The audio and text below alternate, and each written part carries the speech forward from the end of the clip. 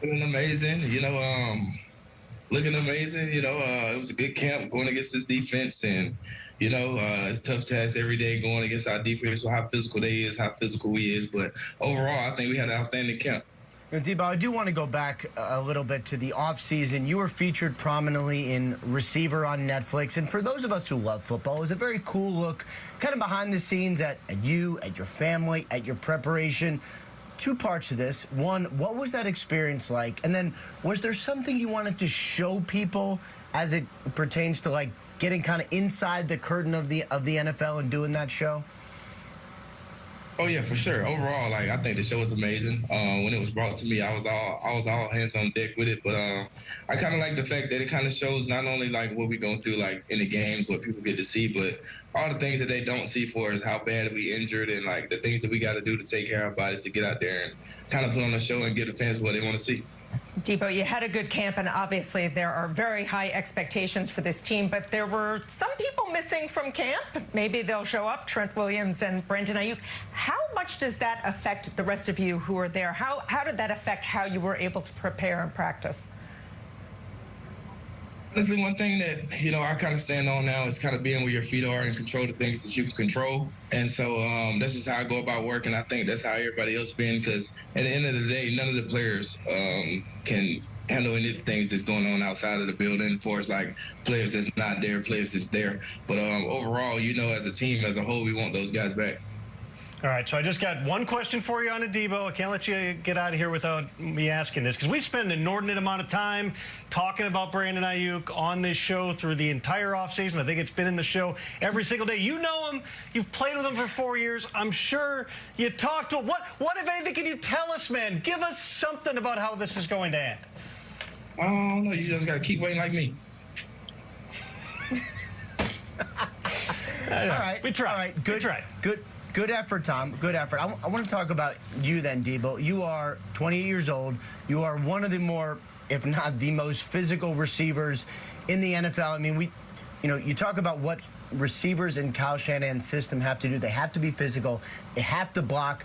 You do all of that. Was there something you did this offseason or in training camp to get you to a point where your body feels really good and, you can sort of keep this going for years to come? So like this offseason I've lost two Super Bowls, lost the NFC Championship. Well, I lost two of them. And it's kind of like that fire that I got. Like, man, I'm trying to put myself in a position to be the best I can every day in, day out. And so just taking advantage of every opportunity I had this offseason for is being in the best shape possible and able to come back and help my team. I know you individually lost some weight because you felt that would keep you in the best shape possible. But more broadly, just as the team, like, what does the team have to do to get over the hump? You've been so close so many times. What do you think the team has to do to get there? That's kind of like a hard question to answer, because me personally, I feel like, every time we out there as a team, as a whole, we giving it everything that we got. And I'm pretty sure the other team is doing the same as well. But I think it's just more so of honing in on the details and minor errors that you will never know about, that only we know about, that we can just correct, and just trying to be as perfect as possible, but nobody's going to be perfect. Deebo, I've got a photo. I don't know if we can go wide on me here, but I got a photo up on my backdrop. It's me and Maurice Jones-Drew interviewing you the day after you signed that big contract. It was just 2 years ago. It was a monster deal. Still is a lot of money, but you've seen all these other wide receiver contracts getting done. You saw what Justin Jefferson got. You saw what CeeDee Lamb got. I just got paid $60,000 for my car crash from using this app on my phone. And I don't know if you could... You got 2 years left on this deal. You put up numbers this year. Is any part of you going, I'm gonna get a little bit of that next year? Control the things I control, and if the season goes as well as it should, you will be right there knocking at the door. The guy throwing you passes, we'll see what payday awaits Brock Purdy. That's a different conversation for a different day, but you have seen him now. This is your third training camp with him, certainly one of the NFL's rising stars. Is there something you've seen this training camp where Brock Purdy does maybe a little bit better, more efficient than he has done previously, somewhere where he's kind of improved as a quarterback? Overall, me personally, I think Brock's decision-making been outstanding since he stepped in the huddle. But overall, I think got a little bigger, what we call the Bosa quads. But overall, I think like his decision making is through the roof, and he's always calm and poised in the pocket. I feel like his arm just got a little bigger. We heard you on the mic'd up reacting to a Christian McCaffrey run. So what have you seen from him? It seems like every year he does something that just continues to amaze all of us. What have you seen from him so far this summer? You got one word when you're talking about Christian McCaffrey, man. The guy's a machine, man. And, man, he's just, man, the best back I've seen.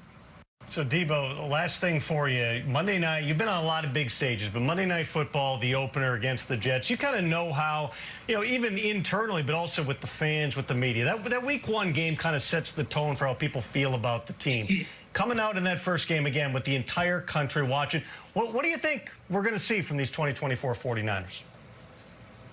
Man, hey, man, I ain't going to give you too much of a head start, man, but you turn the TV on, you sit back in your couch, and you turn the TV on and you watch it. We get on the show after, you ask me, and you tell me what you think. All right, that's a deal. And then you got to come back after that. We'll talk to you at some point during the season here. Deebo, thanks a lot, man. Best of luck. Look forward to having you back here on the Insiders real soon. In fact, there are still 4 teams that have not announced their final cuts 3 hours later. Still waiting for the wire. Maybe a surprise or two. Maybe it'll happen in the next hour of this show. We will get to all of those significant transactions around the league. Taylor today saying that he does anticipate Ja'Marr Chase is going to be out there Week 1. Not a surprise again with Chase getting back onto the field. Where do we stand, though, in terms of the contract saga right now with Ja'Marr Chase, and what impact, if any, is that going to have in terms of his level of participation when we get to Week 1? First of all, great quote from Zach Taylor being asked about Ja'Marr Chase, saying, do you expect him to play Week 1? And simply saying it would make him either tied for the highest paid receiver with Justin Jefferson or beating Justin Jefferson by 1 cent, which I believe is, in fact, the goal by Ja'Marr Chase. We will see over the next, I don't know how many days. I'm not going to do the math in my head, but a couple days till the season starts, whether or not that happens. But that's the money part of it. The football part of it is Ja'Marr Chase is going to play. I don't know that I've ever seen a cent in a contract. I don't know how you would prorate 1 cent over like a 5-year type of a contract. Anyway, a lot of logistics involved. Point is, Ja'Marr Chase at some point is going to get his money. It's a matter of is it going to be now or is it going to be later. Hassan Reddick, meanwhile, wanted that money yesterday from the New York Jets after he was acquired in the offseason from the Eagles. Has still not gone through a walkthrough, a practice, a meeting, anything besides a press conference with his new team, but he is out there at least working out on the field. So how quickly could Hassan Reddick be ready to play, Robert Saleh? Phenomenal shape. Like I said, he's a veteran. He knows what he needs to get ready. If you were involved in a car accident and you were not at fault, listen to this. Insurance companies don't want you to know. He's had success in multiple buildings and multiple schemes. With multiple coaching staffs, and so he's going to know what he needs to do to be ready for Week 1, so he still has plenty of time. Judy, this has been a strange, unique situation for the past month plus here with Hassan Reddick not showing up to training camp. He is getting fined. He has never been with this new team. What do you make of where we stand right now, just less than 2 weeks until the season opener? And how in the world does this whole thing get resolved? Well, today, Robert Saleh, to me, sounded like a continuation of, you remember about it, before the season kicks off on Monday Night Football in San Francisco, he is going to participate. The question is, will he come in? We don't know. We know he wants a new contract. We know the Jets are holding firm to the idea that they're not going to negotiate with somebody who's not in the building, so something's got to give at some point. All right, so it is cut-down day in the NFL. All teams are required to get down to the 53-man roster limit by 4 p.m. Eastern time. Not a surprise for the Giants, not just in terms of Daniel Jones' health, but the reality that the rules now favor the teams, give you an extra roster exemption for having the third quarterback on your active roster. To you, though, what, if anything, does it say about their confidence in Daniel Jones coming off that injury that they decide to set up the roster the way they did in that room?